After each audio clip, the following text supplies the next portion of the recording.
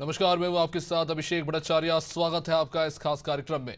2024 के लोकसभा चुनाव में राजनीतिक दलों का स्टार प्रचारकों का अपना प्रचार प्रसार शबा पर है, लेकिन विकास, शिक्षा, स्वास्थ्य, रोजगार और भ्रष्टाचार पर प्रहार से लेकर विकसित भारत जैसे मुद्दों से शुरू हुआ लोकसभा चुनाव फिर पुराने ढर्रे पर जा पहुंचा है, जहां नेता फिर एक बार फिर हिंदू मुसलमान, जातिगत आरक्षण, संविधान संशोधन जैसे मुद्दों पर जमकर बयानबाजी कर रही है। विकसित भारत का सपना दिखाने वाली बीजेपी विरासत, टैक्स और मंगलसूत्र, धर्म के आधार पर आरक्षण जैसे मसलों का जिक्र करते हुए कांग्रेस और सपा को खतरा बता रही है।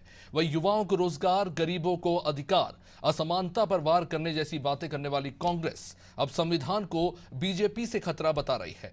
कांग्रेस और सपा के नेता चुनावी सभा में आरक्षण खत्म होने का डर दिखा रहे हैं, लेकिन पक्ष और विपक्ष में एक बात तो समान है कि दोनों एक दूसरे के घोषणा पत्र में जो लिखा है उसके इतर जो नहीं लिखा उसको लेकर एक दूसरे पर हमलावर है। सवाल ये कि इन हथकंडों का कितना लाभ इन राजनीतिक दलों को मिलेगा।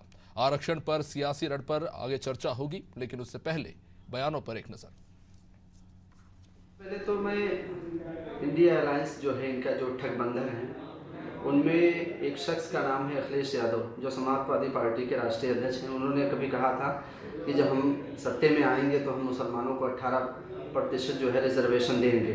कितना बड़ा झूठ और फरेब और मक्कारी उनके अंदर भरी हुई थी। इस तरह के जो बयानात उन्होंने दिया था 18%, अरे भाई आप कहाँ से वो छीन कर लाएंगे, किससे लाएंगे जो इतना बड़ा आरक्षण आप एक विशेष वर्ग को देना चाहते थे, खासकर मुसलमानों को। मतलब इनका जो अधिकार है, जो इनकी मानसिकता है, सोच है, वो ये है कि वोट लो और राजनीति करो। हमेशा इन्होंने माइनॉरिटी को जो है, मुसलमानों को धोखे में रखा, मुसलमानों को वर्गिलाने का काम किया, उनसे वोट लिया, उनके साथ उनको दंगे में झोंका, उनके ऊपर फर्जी मुकदमे लदवाए। ये काम चाहे वो कांग्रेस की सरकार हो या सपा की सरकार हो, इन्होंने काम किया। कि कांग्रेस के मैनिफेस्टो में सबकी बात की गई, युवाओं की बात की गई, महिलाओं की बात की गई, दलितों की, पिछड़ों की, अल्पसंख्यकों की, सबकी बात की गई। उस मैनिफेस्टो के आने के बाद से, उस न्याय पत्र के आने के बाद से परेशान हो गए हैं योगी आदित्यनाथ, मुख्यमंत्री, प्रधानमंत्री नरेंद्र मोदी। अब वो लोग डाइवर्ट करने की कोशिश कर रहे हैं। दुर्भाग्य ये है कि मन से खड़े होकर झूठ बोल रहे हैं। इतने बड़े बड़े पदों पर बैठे लोग मन से खड़े होकर झूठ बोल रहे हैं। हम इस देश में सबका भला चाहते हैं और अंतिम व्यक्ति तक फायदा ले जाना चाहते हैं। अगर आप इतना ही ओबीसी हितैषी हैं तो क्यों जातीय जनगणना नहीं करा रहे हैं? 70 साल की विकास यात्रा में बहुत सारी ऐसी जातियां हैं जो पीछे छूट गई, जिनको कुछ नहीं मिला। आप क्यों उन्हें छोड़ देना चाहते हैं? इसका मतलब कहीं ना कहीं खोटा है आपके मन में, और आप सिर्फ हिंदू मुसलमान करके उस मुद्दे से डाइवर्ट करना चाहते हैं। चलिए, तो जाहिर तौर पर तमाम राजनीतिक दलों ने अपने बयान तो कहे हैं, लेकिन सवाल यही है कि कौन किसे मुद्दे से भटका रहा है और कौन से मुद्दे हैं जो जनता पर प्रभाव छोड़ रहे हैं। चर्चा को आगे बढ़ाएंगे। आज हमारे साथ मेहमान जुड़ रहे हैं वाचस्पति द्विवेदी कांग्रेस से, बालकृष्ण पांडे बीजेपी से, आरिफ हबीब कुछ ही देर में हमारे साथ जुड़ेंगे, करण सिंह समासी भी हमारे साथ जुड़ चुके हैं। करण सिंह जी, सबसे पहले आप ही के पास आना चाहूँगा। आज माफ कीजिएगा, पंकज रस्तोगी जी हमारे साथ जुड़े हुए हैं। पंकज जी, स्वागत है आपका नादी टीवी पर। जाहिर तौर पर इस बार लोकसभा चुनाव में काफ़ी सारे मुद्दे शुरुआती पहले और दूसरे चरण में हमने देखे जिन पर बात हो रही थी। जाहिर तौर पर विकसित भारत से लेकर राम मंदिर जैसे तमाम मुद्दों पर बीजेपी अपनी बात रख रही थी, तो वही कांग्रेस गरीबी को लेकर, असमानता को लेकर, युवाओं में बेरोजगारी को लेकर, महिलाओं के अधिकारों को लेकर बात कर रही थी। लेकिन अब हम जैसा कि देख रहे हैं कि द्वितीय चरण के बाद जिस तरह से बयान बदले हैं, और चाहे वो योगी आदित्यनाथ हो, चाहे राहुल गांधी हो, या फिर प्रधानमंत्री मोदी हो, या फिर दूसरे तमाम नेता मल्लिकार्जुन खड़गे से लेकर सचिन पायलट तक, सभी अब इन मुद्दों पर वापस आ गए हैं। चाहे वो आरक्षण का मसला हो या फिर सांप्रदायिक आरक्षण की बात हो। तो क्या लगता है इन मुद्दों का इन राजनीतिक दलों को उतना फायदा मिलेगा? जनता इतना अपने आप को इतना आत्मसात करती है इन पुराने मुद्दों से?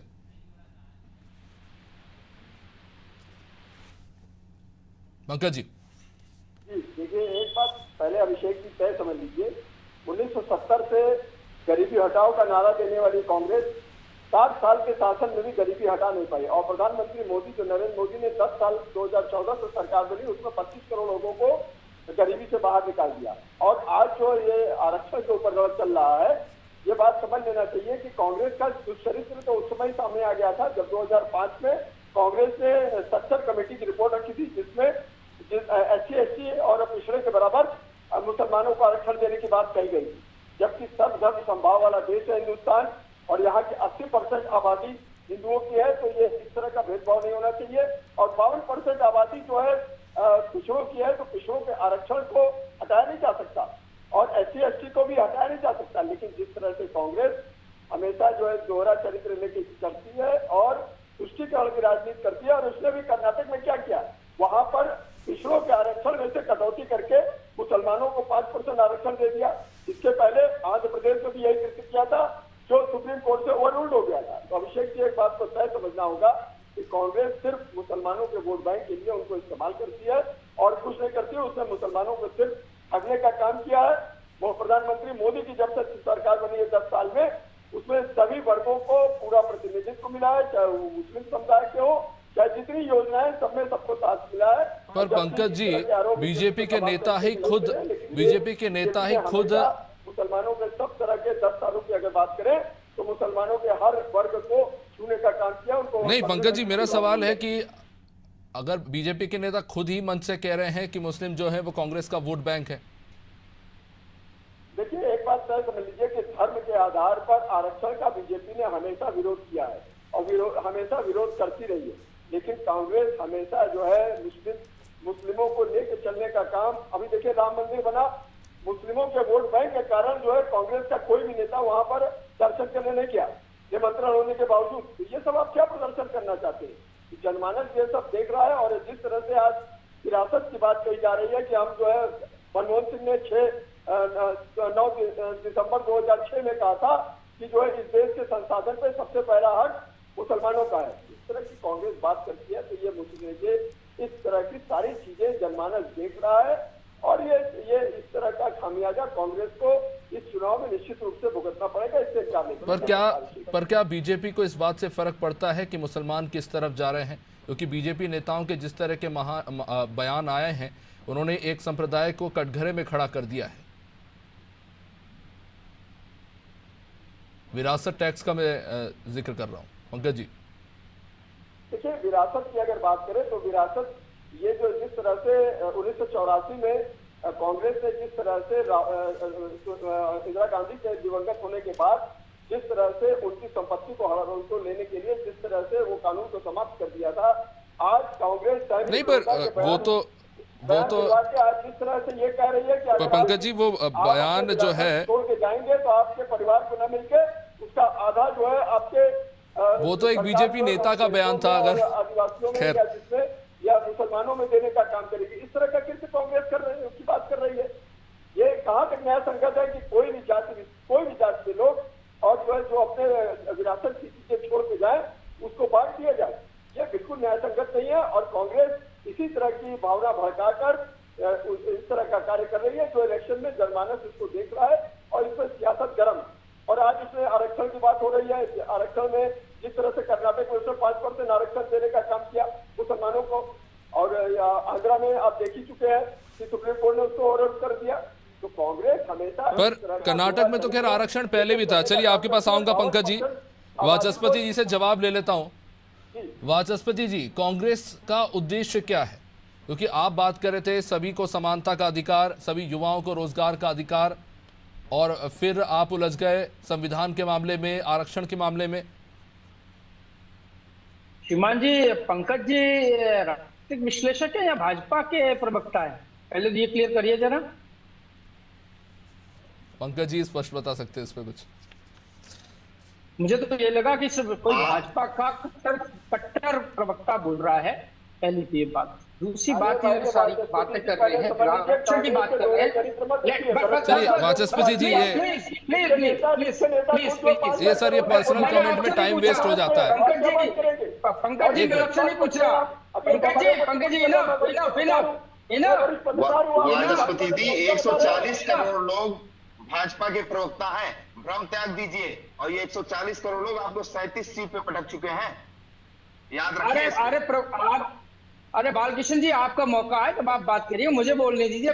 चलिए मुद्दे पे आइए वाचस्पति जी, जल्दी दिया है, मुझे बोलने दीजिए। ठीक है। देखिए, जहां तक आप बात कर रहे हैं आरक्षण की, बहुत सारी मुस्लिम जो बिरादरी हैं उनको, जैसे मनिहार हैं, डपेले हैं, सपेरे हैं, इन सबको भी आरक्षण मिलता है और इनको ओबीसी का सर्टिफिकेट इश्यू होता है। उत्तर प्रदेश नहीं, सारे राज्यों में लगभग यही स्थिति है। और वो आरक्षण प्राप्त कर, पहली स्थिति तो ये क्लियर कर लें, पहले ये दिमाग से निकाल लें कि वो मुस्लिम को आरक्षण नहीं मिलता, मुस्लिम को भी आरक्षण मिलता है अगर वो इस जातियों में आते हैं ओबीसी में। तो दूसरी बात, जहां तक बात करी है कि जो दो बिल्कुल जो विराट की बात है वो आउटशन है, तो कब का मामला खत्म हो चुका है, वो विषय था ही नहीं। अगर संबित चौधरी ने कोई बात की है वो उन्होंने अमेरिका के तर्ज पे बात की है, और वहां पर तो अलग अलग स्टेट्स में है, कहीं 22 स्टेट्स में केवल वहां पे लगता है विरासत, बाकी का नहीं लगता। वहां तो टैक्स पर भी टैक्स लगता है, लेकिन ये समिति बात में ये चीज रेडिकेट हो चुकी है, वो प्रासंगिक नहीं है। उन्होंने एक बात की थी, इस तरीके का कोई बात उठ सकती है, तो एक बात हो। दूसरा, आपको जब आपके पास इतनी सारी उपलब्धियां हैं, इतना आपने उज्ज्वला राशन, उज्ज्वला आपने बांट दिए, जो हालांकि हकीकत ये है कि उसका 10% भी लोग दोबारा रिफिल नहीं करा पाते।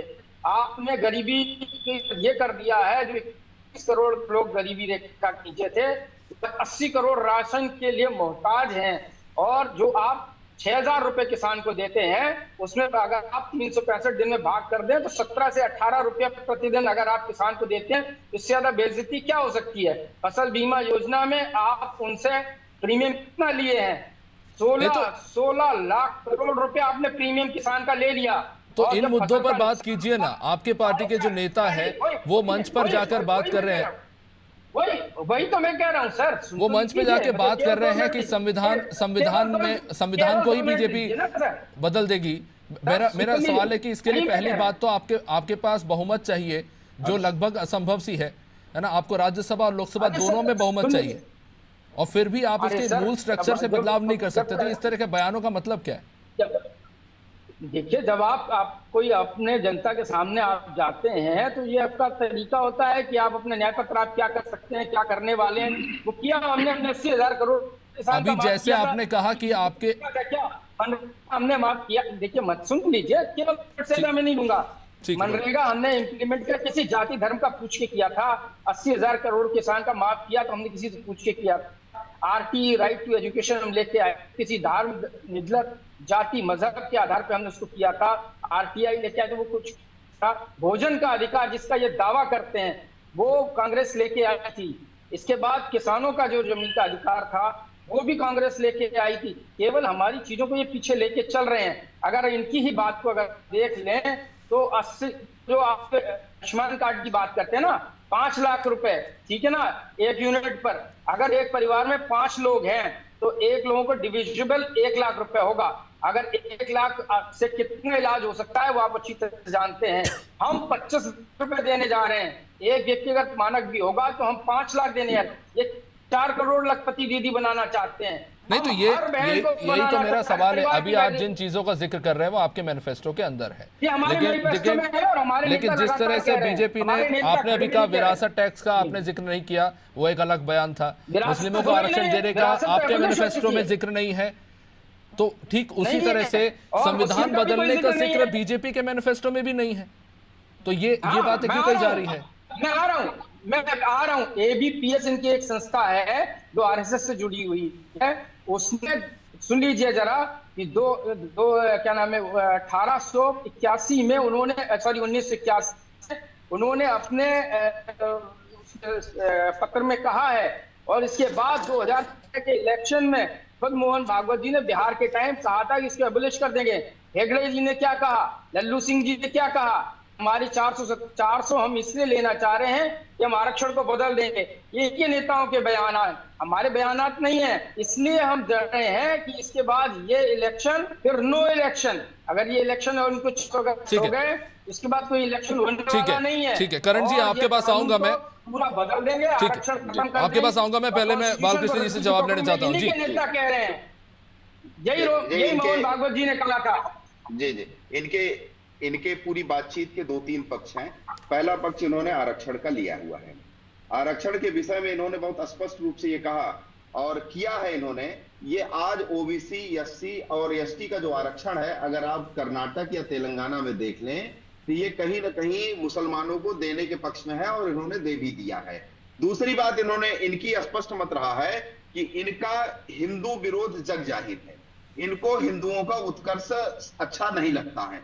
इन्होंने अभी मनरेगा की बात की, मनरेगा इनके असफलताओं का सबसे शानदार नमूना है। मनरेगा की जरूरत 60 वर्षों बाद कांग्रेस को लागू करने की क्यों पड़ी? मनरेगा का काम जानते हैं क्या होता है? तालाब को खोदना, उसकी मिट्टी निकालना और मिट्टी फिर पाट देना, फिर लेना, यानी लोगों को शिक्षा न देके, उद्योग न लगा करके सिर्फ मजदूरी कराना और मजदूरी लगातार कराते रहना, उससे 1500 रुपए मिल जाना। और पहले तो जनधन खाता भी नहीं था, बिचौलियों के माध्यम से आधा बिचौलियों को चला जाता था, आधा 30 या 10% किसी और को मिलता था। तो मनरेगा की जो योजना थी वो कांग्रेस की असफलता का बहुत ही नायाब नमूना है, जिसको कांग्रेस लेके ढिढोरा पीटती रहती है। और माननीय नरेंद्र मोदी जी ने सदन में भी कहा था कि मनरेगा चूंकि इनकी असफलताओं का एक बहुत बड़ा नमूना है, इसलिए हम इसको बंद नहीं करने जा रहे हैं, मनरेगा का ढिढोरा हम पीटते रहेंगे। दूसरा विषय आया कि इन्होंने विरासत पे टैक्स की बात कही। बाचस्पति जी शांत रहिए, अब मुझे सुन लीजिए आप। और विरासत पे टैक्स लगाने की बात आई, सैम पित्रोदा का बयान आप देख लीजिए, इनके मेंटर हैं कांग्रेस के, कांग्रेस की पॉलिसी बनाते हैं। विरासत पे उन्होंने कहा कि ये बात मैंने अमेरिका के संदर्भ में कही, अमेरिका में 100 करोड़ से ऊपर की संपत्ति पे ये लागू होता है। लेकिन जब सैम पित्रोदा कांग्रेस की नीति बना रहे हैं तो कांग्रेस अमेरिका में तो है नहीं, कांग्रेस पार्टी भारतवर्ष में है, भारतवर्ष में वो राजनीति कर रही है। तो जब भारतवर्ष के संदर्भ में हम बात करते हैं तो इसका मतलब कि हमारी महिलाओं के पास जो मंगलसूत्र है, जो थोड़े बहुत गहने हैं, जो वो आपत्ति काल में उसको इन लोगों ने जिस प्रकार से गरीब बनाए रखा, तो पहले इलाज के लिए तमाम चीजों के लिए वो कभी कभी उसको गिरवी रख देती थी, तो कांग्रेस उसको भी बेच देना चाहती है। और इस देश के आम जनमानस को, तो ये किसने कहा? ओबीसी की जो गरीब तबके, बालकृष्ण जी यही तो सवाल है, ये किसने कहा? आपने, बीजेपी ने कहां पढ़ा ये? क्या ये उनके शपथ पत्र में लिखा था? कहां पढ़ा ये मंगलसूत्र बेचने? तो प्रियंका, ये तो सैम पित्रोदा का बयान है। आप खुद ही, अभी आपने बयान में कहा कि अमेरिका में चर्चा के दौरान वो कह रहे थे। मंगलसूत्र की बात हो रही है, मंगलसूत्र की बात करिए। एक मिनट अभिषेक जी, मेरी बात पूरी हो जाने दीजिए। दूसरा पक्ष ये मुसलमानों के हित की बात करते हैं। अगर मुसलमानों के हित की बात करते हैं और संविधान से देश चलाने की बात करते हैं, तो इनसे ये तय करना पड़ेगा कांग्रेस पार्टी को कि हमारे Directive Principles of State Policy में आर्टिकल 44 कहता है कि common civil code, uniform civil code इस देश में लागू होगा। एक तरफ ये जब लाभ लेने की बात आती है या मुसलमानों को लाभ देने की बात आती है तो ये संविधान का उदाहरण देते हैं, और दूसरी तरफ जब उनके शरीयत की बात आती है, उनके पर्सनल लॉ की बात आती है, उनके पर्सनल कानूनों को लागू करने की बात आती है, वक्फ बोर्ड की बात आती है, तो ये उसको लागू, वो मुसलमानों का जो अपना कानून है, मुस्लिमों का, उनके पर्सनल कानून जो है, उनके शरीयत जो है, उसको ये प्रश्रय देने का काम करते हैं। बालकृष्ण जी, तय करना पड़ेगा। कई राज्यों में आपकी सरकार है, शरीयत से चलेगा। कई राज्यों में आपकी सरकार है, केंद्र में भी आपकी सरकार है, आप लागू कीजिए, कौन रोक रहा है आपको? नहीं, अभी हमने उत्तराखंड में लागू किया है, आगे भी हमने कहा है, हमारे गृहमंत्री जी का बयान है कि हम लागू करेंगे सरकार बनने के बाद। हम यूसीसी पे कहां पीछे जा रहे हैं? लेकिन कांग्रेस को अपना स्टैंड स्पष्ट करना पड़ेगा कि क्या वो मुसलमानों की शरीयत के साथ है, मुस्लिम पर्सनल लॉ के साथ है, या वक्फ बोर्ड के साथ है, या भारत के संविधान के साथ है। तो असल विरोधी संविधान की दो पैमाने नहीं चल सकते इस देश में, या तो संविधान चलेगा या तो शरीयत चलेगा। और मोदी जी का कहना है कि ये देश संविधान से चलेगा, शरीयत से नहीं चलेगा। चलिए ठीक है, करण सिंह जी काफी देर से रुके हुए हैं। जी करण जी बोलिए। अभिषेक जी बहुत बहुत धन्यवाद, आपने हमको मौका दिया, और आप सभी जो हमारे प्रवक्ता हैं और जितने भी हमारे दर्शक हैं उन सबको मेरा बहुत बहुत नमस्कार। सबसे पहले मैं एक बात कहना चाहता हूं कि 1980 में भारतीय जनता पार्टी की स्थापना हुई, पर 1990 में जो अयोध्या में आंदोलन हुआ, रथ यात्रा हुई, वहां से लोग भारतीय जनता पार्टी को जान गए, अच्छे से जान गए, और उनका वास्तविक करियर वहां से शुरू होता है।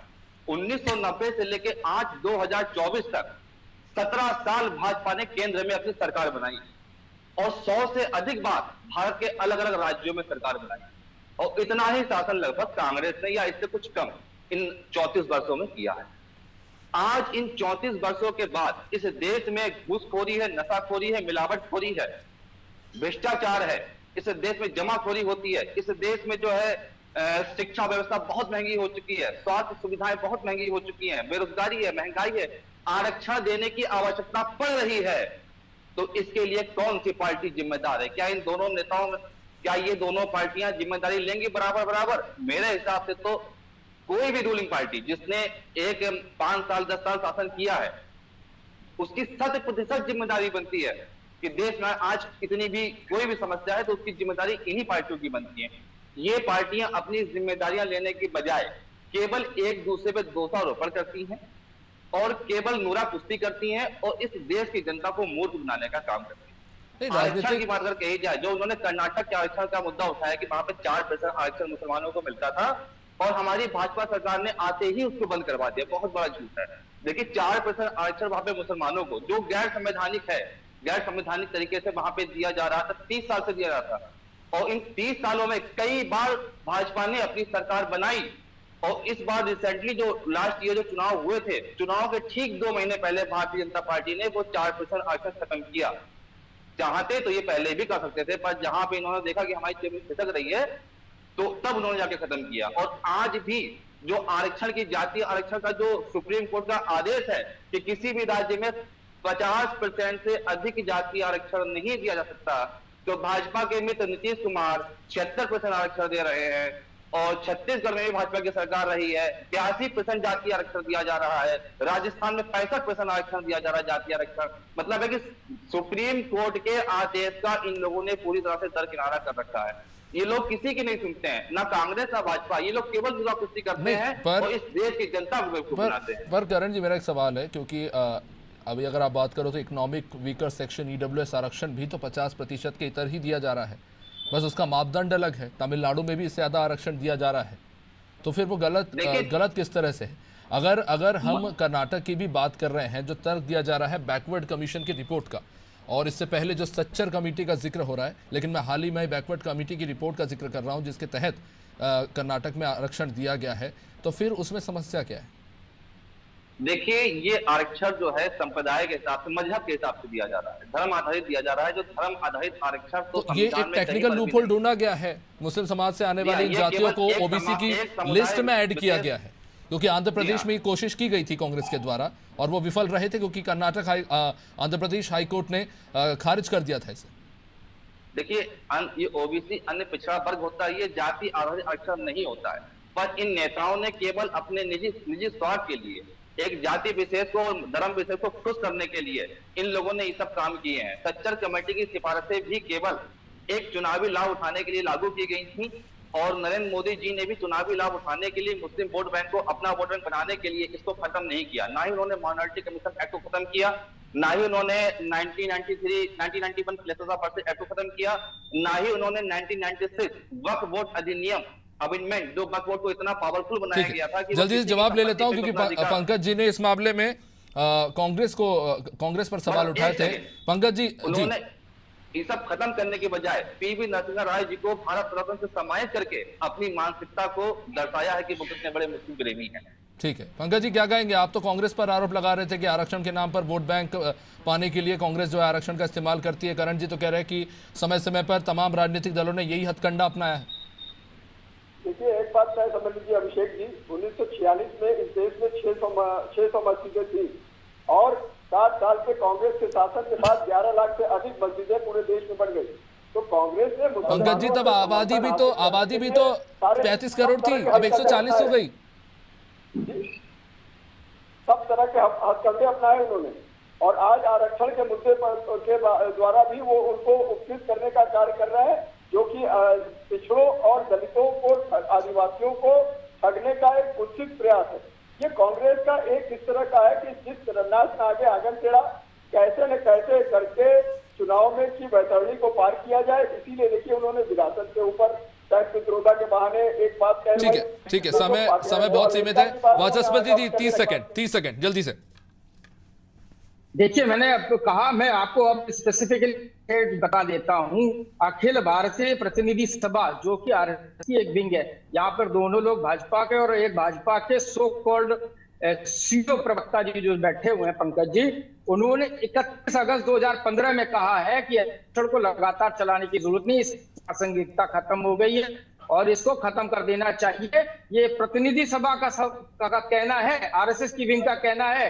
आरएसएस के भागवत जी ने ये कहा। दूसरी बात, वो बातें लाई जा रही हैं जो प्रासंगिक नहीं है। अगर कोई मेंटल, ठीक है, अब समय इजाजत नहीं देता, माफी चाहूंगा, इस चर्चा को यहीं पे रोकना पड़ेगा। बहुत शुक्रिया आप सभी मेहमानों का इस चर्चा में जुड़ने के लिए। तो घूम फिर कर मामला फिर से आरक्षण, संविधान और हिंदू मुस्लिम की जातिगत राजनीति के बीच उलझ कर रह गया है। लेकिन देखने वाला विषय होगा कि आने वाले चरणों में जनता किस तरह से मतदान करती है और किन मुद्दों का प्रभाव जनता पर पड़ता हुआ दिखाई देता है। क्या इस बार जनता विकास के मुद्दों पर बात करेगी या जिन मुद्दों पर राजनीतिक दलों ने अपने घोषणा पत्र में जिक्र किया है उन मुद्दों का ज्यादा प्रभाव देखने को मिलेगा। फिलहाल इस कार्यक्रम में इतना ही। देखते रहिए अनादि टीवी। नमस्कार।